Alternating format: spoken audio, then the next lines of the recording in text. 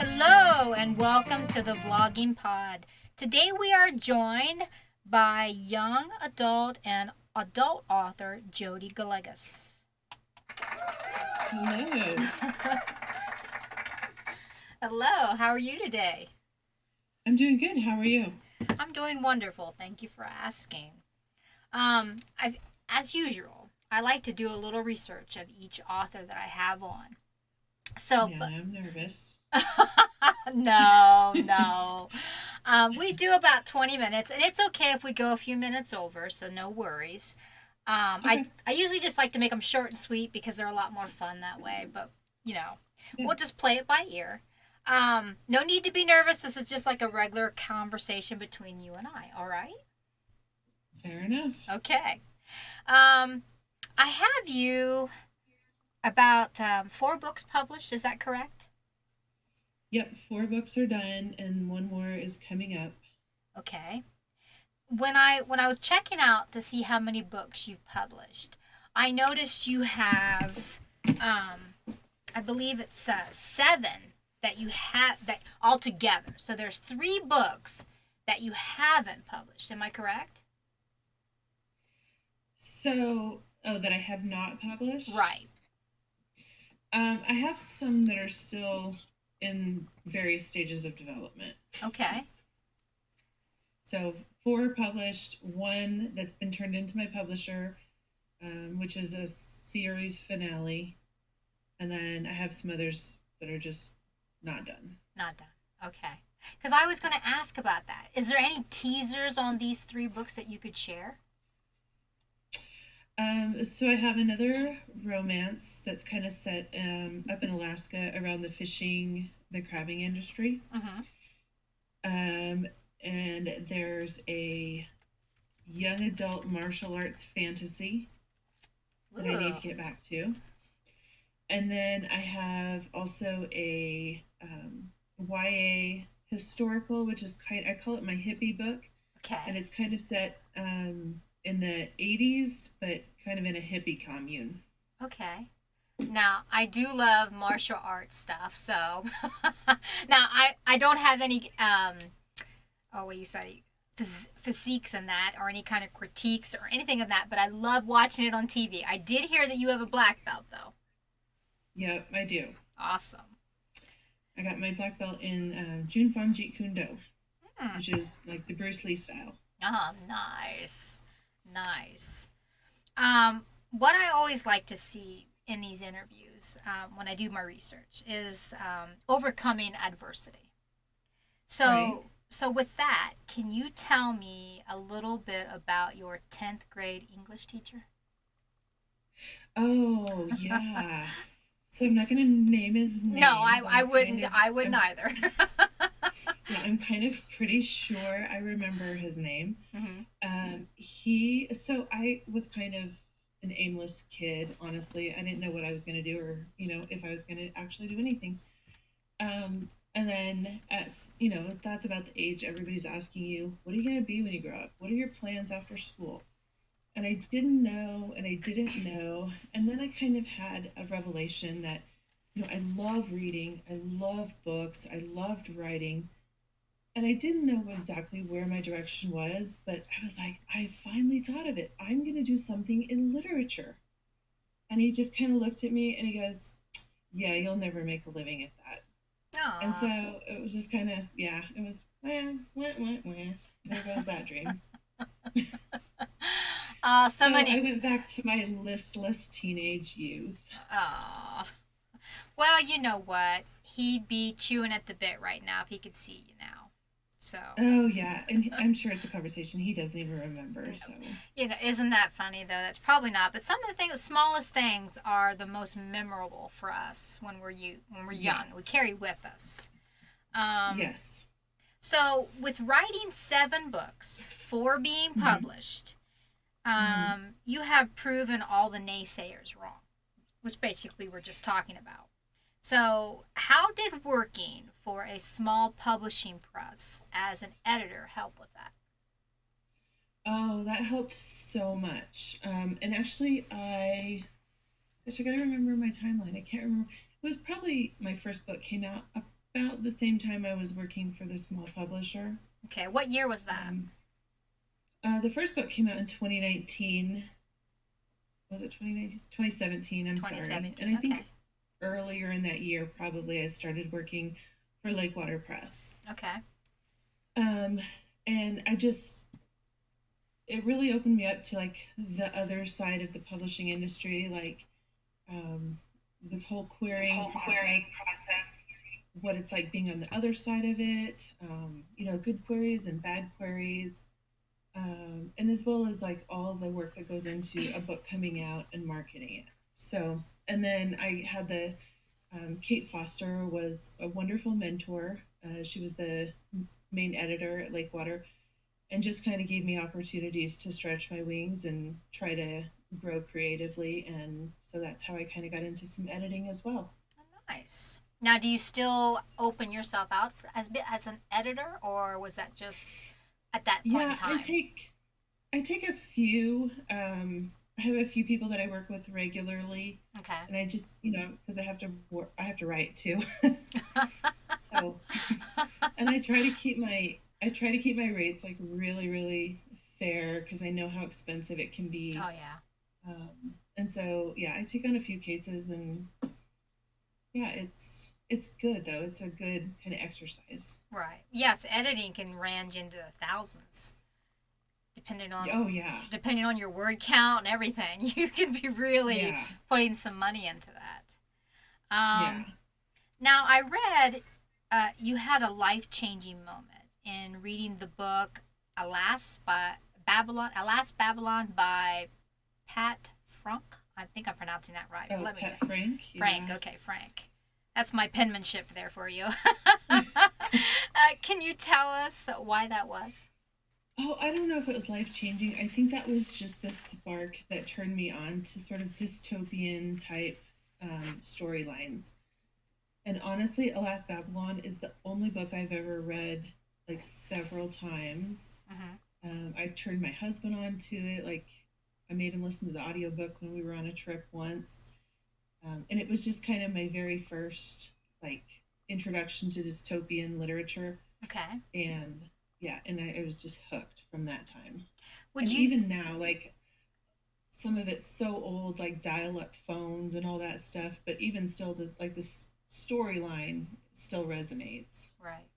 Would you say some of your books follow the dystopian bio lines as well? Yeah, I'm kind of really intrigued by like when society collapses, Mm-hmm. like when everything like when all the norms are suddenly gone and we have to reestablish. So anything like that, I'm really intrigued by. Ah, okay. But I'm Um, not a fan of COVID. okay. I'm not a fan of pandemic living. Okay. I don't know if I would put us in dystopia with COVID, but I get you're going with that. Yeah, I mean, unless something's happened that I haven't found out about yet, I am kind of a hermit. But yeah. yeah, not yet. All right. Let's see. Now this one's a little lengthy, and if I can read my writing, I said Okay. I found you on a book cave, and something that struck out at me was your pet peeve. Do you know what I'm Oh, referring to? I don't. Okay. All right. This I'm going to love then. All There are right. so many. Okay. One of your things was, can I quote you? Absolutely. All right. What it was quoted on there was lack of social graces, consideration. And at first I thought when I read that, I was like, maybe that's just one of those comments we think, but when they ask you what your pet peeve, and you're like, I think that Mhm. might be it. But Yeah. when I went to your Twitter feed, and I, I, I know I like to look at everything. I pull Yeah. from the most littlest things I can find. I found a few posts, and it was based on someone else's what they had been saying. And let's see. I wanted to dive a little deeper into all that when you were talking Okay. about social graces. Is that still a pet peeve for you? Just like in social media in general, how we relate to one another. Is that what you were referring to? Yeah, I think we don't listen enough to other people anymore. I think there isn't as much consideration for differing opinions, and for differing ways of living. And I think we've kind of lost the ability to be just considerate of others. Right. And in no place is that more evident than in social media. Yeah, I agree with that. I think the biggest thing is because we don't have to attach a face to it. I mean, some of us do. I mean, I'm a selfieer, you know what I mean, if that's even a Right, right, word. right. But it's easier to put an icon or something attached to a name, and you don't really have to stand behind it. I think that's one of the biggest things. Um, but so I get what you're saying about that. I think it just makes it harder to have that regard for people like we would if we were just passing along each other in the street. Yes? Right. Okay. Yes. Okay. Now, something else I was looking at that I found interesting was um you had tongue tied. You had a thing called your beta readers. Yeah. That you have some posts regarding it. I actually saw that on Twitter's too. So what I'm Mm. curious is how long did it take you to organize people with you that were going to be just that honest with you? I mean, you know what I mean? Be very open and honest. How long did it take you to find something like that? Oh, it's taken forever. I have one beta reader, and I actually beta read for him as well. Okay. His name's James Weaver. He's an excellent uh, crime thriller author, Mm-hmm. and he's so kind because he will read my romance and my young adult no matter what. um, but yeah, he will just tell me, and that's really what I need is because those are the best feedback is the brutal honest ones. Okay. And then I have a few people who've kind of read for me over the Mm-hmm. years, come and gone. And then I have one other person. Her name's Rose, and I work with her. Okay. And she always gave me feedback, like unsolicited feedback, which I laugh because I mean, she'll just come and say like, "This was all wrong, and all the commas were in the wrong place," and it irritated me. And so I was like, "Hey, do you want to be a beta reader?" And so she actually did the very first beta read for me, and she was phenomenal, just like James. Just told me what she thought, and those people are priceless when you find them. Right. Do you find that it was harder to work with a beta reader of that honesty level when you were first starting out? Do you think it's taken you time to adjust to that? Or have you always been able to take criticism in that way? Have you always taken it positively? Yeah, I think it always stings when somebody criticizes your work. Mm-hmm. You spend so long writing that book, and then to have somebody criticize it, it's always going to sting. But you have to be rational about it and realize that that's really where they're trying to help you make the best product that you can. Right. And so you have to, take a minute if it stings and let it sting, and then just move on and make it work and make it better. So, I mean, it doesn't hurt as much anymore, but because I can see the forest for the trees now. Well, my husband has always been very honest with me, but I'll be on Mhm. now. Even to be more honest, because that's my usual phrase. To be honest with you, that's my big phrase. It hurt. It hurt like heck. I'm telling you. I would go back and I print things out, and he would go through a red marker, and I was like, "Whoa, where?" So it hurt a lot. Um, And I think it would probably hurt more coming from somebody who's close to you. yes, I think so. But I also think after 12 years for myself, I think I'm a little more distant to it. Mhm. Um, but I don't know. If I saw him with a red marker, I might freak out a little bit. Now, let's take a moment to talk about your newest, The Queen of Ruins. And this is from the High Crown Okay. Chronicles. Tell me a little now. This is the third book in the series, or the fourth? So Queen of the Ruins is the second book. Okay, second. All right. And then I just turned in the third, which is The War of Myths and Mortals. Okay. Okay.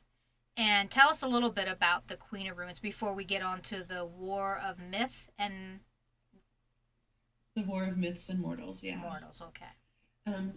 So Queen of the Ruins, so the High Crown Chronicles series is about Mallory, who was meant to be queen of her kingdom. Okay. She was meant to ascend. And her father and brother sort of plotted against her instead because they wanted to capture the highest rank within this group of kingdoms, which is called the High Crown. Uh-huh. So they kind of pawned her off, plotted against her quite a bit. And that was all in book one. So in book two, it's just right after the initial war where Mallory and her husband Jameis, who was another king, their lands were just invaded. And so it's just kind of after that. And this is darker. It's all about like vengeance and betrayal. And I just get really, really kind of gritty and dark with it in this one. Oh, okay. So this was the second that's gritty and dark. Yeah. Okay. And Now, then book. Oh, go ahead. no, go ahead. Go ahead. I'm not gonna stop you on your roll. Go ahead. And then book three gets a little darker, Okay. and because it's sort of the final culmination of all these things happening, there are some sort of long forgotten gods that have been kind of whispering to Mallory, kind of coming back to life.